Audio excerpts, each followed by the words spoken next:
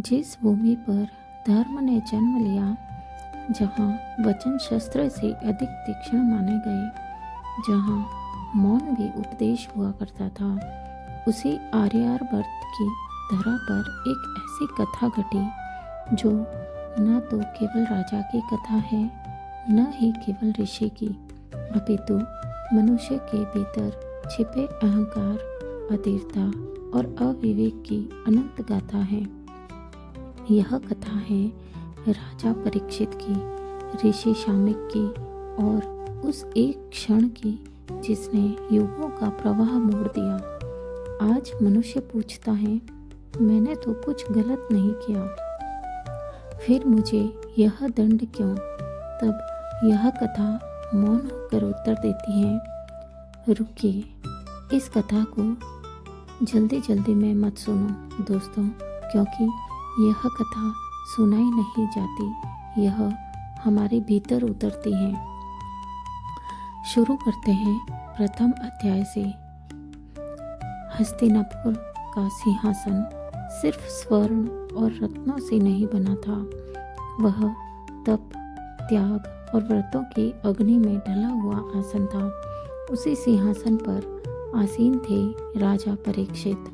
वे केवल किसी वंश के उत्तराधिकारी नहीं थे, वे उस परंपरा के अंतिम श्वास थे जिसे पांडव कहा गया। अर्जुन के पौत्र, अभिमन्यु के पुत्र एवं वह शिशु जिसे माँ के गर्भ में ब्रह्मास्त्र की ज्वाला से स्वयं श्री कृष्ण ने बचाया। जिस बालक की रक्षा स्वयं विष्णु करे, उसमें धर्म सहज ही प्रवाहित होता है। परीक्षित न्याय प्रिय थे, प्रजा उन्हें राजा नहीं धर्म का चलायमान स्वरूप मानती थी। पर स्मरण रहे, सूर्य जितना प्रखर होता है, छाया उतनी ही गहरी पड़ती है, और धर्म का सबसे सूक्ष्म शत्रु अधर्म नहीं, अपितु यह विचार होता है कि मैं सही हूँ। एक दिन राजा परीक्षित ने राजधर्म से विराम लेकर वन की ओर प्रस्थान किया। घोड़े की टापें पृथ्वी से संवाद कर रही थी, धनुष पीठ पर था और मन शिकार में लीन, परंतु समय किसी का भी नहीं होता। सूर्य मध्य से ढलने लगा था, शरीर थक गया और कंठ में प्यास अग्नि बनकर जलने लगी। राजा भटकते भटकते एक आश्रम के समीप पहुँचे। वह कोई साधारण आश्रम नहीं था, वहाँ न शोर था, न शिष्य और न ही धूप दीप, केवल मौन। आश्रम के मध्य एक वृक्ष के नीचे ऋषि सामिक ध्यानस्थ थे, नेत्र बंद, श्वास स्थिर और चित्त इस लोक से परे। राजा ने उन्हें पुकारा, भगवान जल दीजिए। उधर से कोई उत्तर नहीं। दूसरी बार पुकारा, तीसरी बार पुकारा, लेकिन मौन उत्तर मिला। और यही मनुष्य चूकता है। राजा ने मौन को अपमान समझ लिया। उन्होंने यह नहीं जाना कि समाधि में लीन व्यक्ति इस लोक का नहीं होता। वहीं समीप पड़ा था एक मृत सर्प। राजा ने उसे देखा। क्षण भर को विवेक ने चेताया, पर अहंकार ने विवेक को ढक लिया। दोस्तों, यहाँ से शुरू होती है राजा की असली परीक्षा। उन्होंने सर्प उठाया और हंसी, क्रोध और असंयम में ऋषि के गले में डाल दिया। वह क्षण समाप्त हो चुका था, पर बीज बोया जा चुका था। उसी आश्रम में ऋषि शामिक का पुत्र निवास करता था, श्रृंगी। वह आयु में युवा था, पर तेज में प्रचंड। उसके नेत्रों में तप की ज्वाला थी और वाणी में मंत्रों का बल, परंतु जैसे कच्चे घड़े में जल भरते ही हल्का सा आघात भी उसे फोड़ देता है, वैसे ही अल्प वय में प्राप्त शक्ति यदि विवेक से रहित हो तो विनाश का कारण बन जाती है। जब ऋषि श्रृंगी गुरुकुल से लौटा तो आश्रम की वायु में उसे एक असहज कंपन प्रतीत हुआ। उसने पांव बढ़ाए और अपने पिता को देखा, महातपस्वी ऋषि शामिक, जिनके चरणों में राजा महाराजा मस्तक रखते थे उनके कंठ में एक मृत सर्प पड़ा था। क्षण भर को उसका हृदय कांप उठा, पर अगले ही क्षण करुणा का स्थान क्रोध ने ले लिया। उसने न यह पूछा कि यह क्यों हुआ और न ही यह सोचा कि यह अनजाने में हुआ या जानबूझकर। क्रोध ने उसकी बुद्धि को ढक लिया और वह बोला, जिसने ब्राह्मण का तिरस्कार किया, जिसने तपस्या का अपमान किया, वह चाहे राजा ही क्यों न हो, धर्म के पथ पर नहीं रह सकता। फिर वह वाक्य जो शस्त्र से भी अधिक तीक्ष्ण था उसके मुख से निकल पड़ा। 7 दिवस के भीतर तक्षक नाग उस राजा को दंश देगा और उसका प्राणांत होगा। वाक्य पूर्ण हो गया था और उसी क्षण श्रृंगी के भीतर का क्रोध शीतल होने लगा, पर शब्द लौटाए नहीं जा सकते थे।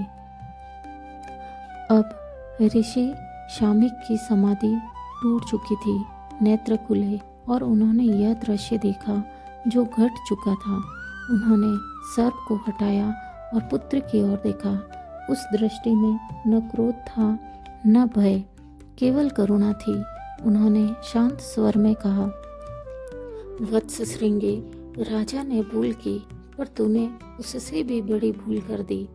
राजा क्षणिक अहंकार में चूका, पर तूने क्षणिक क्रोध में शाश्वत धर्म को त्याग दिया। श्रृंगी का मस्तक लज्जा से झुक गया, पर अब समय की धारा पीछे नहीं मुड़ सकती थी। राजा के श्राप का समाचार हस्तिनापुर पहुंच चुका था। राजसभा में सन्नाटा छा गया। मंत्रियों ने उपाय बताए, सेनापतियों ने रक्षा के वचन दिए, वैद्य औषधियों की चर्चा करने लगे, लेकिन राजा परीक्षित न विचलित हुए और न ही भयभीत। कुछ क्षण मौन रहकर उन्होंने कहा, यदि यह मेरे कर्मों का फल है तो मैं इससे पलायन नहीं करूँगा। उसी क्षण उन्होंने सिंहासन त्याग दिया, राजवस्त्र उतार दिए और वैराग्य धारण कर लिया। राजा परीक्षित गंगा नदी के तट पर आ बैठे। वह गंगा जो केवल नदी नहीं अपितु चेतना की धारा है। न भय था और न विलाप, केवल एक प्रश्न था, मनुष्य का कर्तव्य क्या है जब मृत्यु समीप हो। उसी समय व्यासपुत्र शुकदेव मुनि गंगा तट पर आए। न वस्त्रों का अभिमान, न देह की चिंता, केवल ब्रह्म ज्ञान। राजा ने उठकर विनम्र प्रणाम किया और कहा, भगवान, मृत्यु समीप हो तो मनुष्य को क्या सुनना चाहिए, क्या स्मरण करना चाहिए। शुकदेव मुस्कुराए और उनकी वाणी से जो कथा प्रवाहित हुई वही श्रीमद् भगवत कहलाई। 7 दिवस 7 रात्रियां कथा बहती रही और राजा परीक्षित देह से नहीं अज्ञान से मुक्त हुए। मनुष्य प्रायः यह सोचता है कि उसके छोटे मोटे कर्म इतने बड़े परिणाम कैसे ला सकते हैं, लेकिन दोस्तों, शास्त्र कहते हैं कर्म कभी छोटा नहीं होता, छोटा केवल बोध होता है। राजा परीक्षित का वह क्षण जब उन्होंने सर्प उठाया था वह क्षणिक था, पर उसके भीतर छिपा भाव क्षणिक नहीं था। वह भाव था अहंकार का, और अहंकार चाहे राजा का हो या साधु का, जब विवेक से रहित हो जाए तो वह धर्म का सबसे बड़ा शत्रु बन जाता है। ऋषि शामिक मौन में थे, पर वह मौन रिक्त नहीं था। वह मौन ज्ञान से भरा था, तप से परिपूर्ण था और ईश्वर स्मरण से अलौकिक था। पर राजा ने उस मौन को अपमान समझ लिया। यही वह बिंदु है जहाँ अधिकतर मनुष्य चूक जाते हैं। हम सामने वाले के मौन को अपने अहंकार की कसौटी पर तोलते हैं और वहीं से संघर्ष जन्म लेता है। दोस्तों, यह वीडियो आपको कुछ क्षण अपने भीतर ठहरने को विवश कर दे तो प्लीज़ इसे लाइक करें, चैनल को सब्सक्राइब करें और अपने दोस्तों के साथ धार्मिक कथाएं ज़रूर शेयर करें और कमेंट में